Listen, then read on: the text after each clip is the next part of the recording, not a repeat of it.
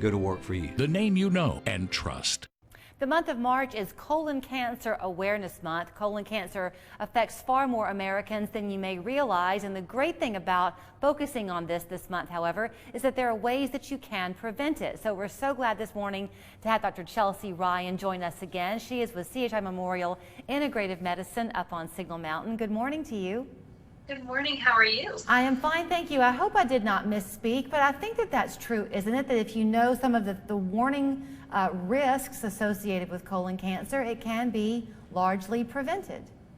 Yeah, and so what we talk about with our patients is that colorectal cancer screening is done to hopefully prevent that cancer from spreading. We hope to find it and screen for it while you don't have symptoms, because oftentimes when you are having it in the early stages, you don't have any symptoms, and that can be really scary for people.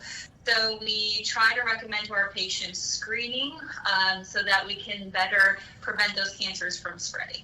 I guess the fact that we can even talk about it like this now is quite a hurdle. I have an aunt who lost her life to colon cancer back in the, I guess, mid-90s it would have been now, maybe even early 90s. And it was just not something that we talked about much then.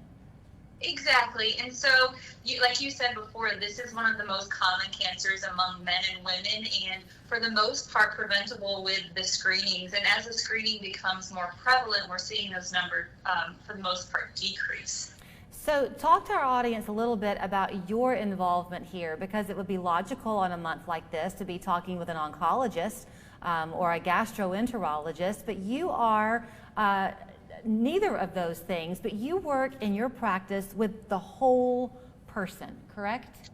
Yeah, and so often, we speak with our patients during their visits, most commonly during their annual wellness visits, about colorectal cancer screening.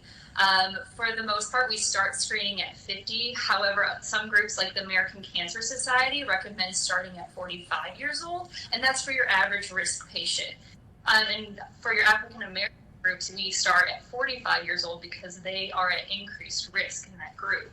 And when I say average risk patient, I mean someone who doesn't have a family history of colorectal cancer or inflammatory bowel disease, or some genetic diseases in the family can cause increased risk of colon cancer. When you and I spoke the last time, I want to say that we touched a little bit on weight loss for New Year's resolutions, and my memory is that you talked about the importance you feel of being a listening physician. You very much want to listen to your patient. So does nutrition go hand in hand with colorectal issues? Sure. And so one of the things you can do to reduce your risk of colorectal cancer screening is decreasing your animal fat intake, processed food intake, and increasing those vegetables and fruits and fiber in your diet. Not smoking helps reduce your risk of colorectal cancer, and as well as moderate to low intake of alcohol. Is it the kind of thing where if you maybe, we tend as Americans to eat on the run, sadly. So if you are trying to step up your game and eat more fresh fruits and vegetables, if you are 55 years old and you want to kind of turn the corner, are you going to undo damage that maybe you've done in the past? Right, so you may not be able to undo damage, but certainly I think at any point in your life you can make changes in your lifestyle that are going to improve, your quality of life and hopefully your longevity. Back to the screenings, the colonoscopies that I guess you recommend beginning at age 50. Is it a case-by-case basis, Dr. Ryan, on how often then you should have those done? Is it every 5 or 10 years if you're a healthy person?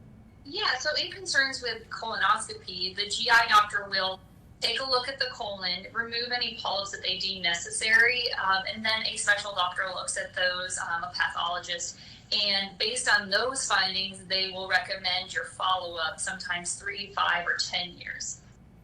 And with your practice, you do see the whole family, so I'm guessing that it can be beneficial for multiple people in the family to use you, because you might begin to see some genetic trends that would be good for parents to know for their kids as they get older and that kind of thing.